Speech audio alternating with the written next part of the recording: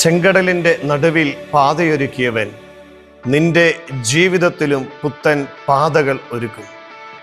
വിശുദ്ധ പൗലോസ്ലീഹ കൊരിന്തോസ്യർക്ക് എഴുതിയ 1-ാം ലേഖനം 10-ാം അധ്യായം 13-ാം തിരുവചനം. മനുഷ്യ സാധാരണമല്ലാത്ത ഒരു പ്രലോഭനവും നിങ്ങൾക്ക് നേരിട്ടിട്ടില്ല. ദൈവം വിശ്വസ്തനാണ്. നിങ്ങളുടെ ശക്തിക്ക് അതീതമായ പ്രലോഭനങ്ങൾ ഉണ്ടാകാൻ അവിടുന്ന് അനുവദിക്കുകയുമില്ല. പ്രലോഭനങ്ങൾ ഉണ്ടാകുമ്പോൾ അവയെ അതിജീവിക്കുവാൻ വേണ്ട ശക്തി അവിടുന്ന് നിങ്ങൾക്ക് നൽകും.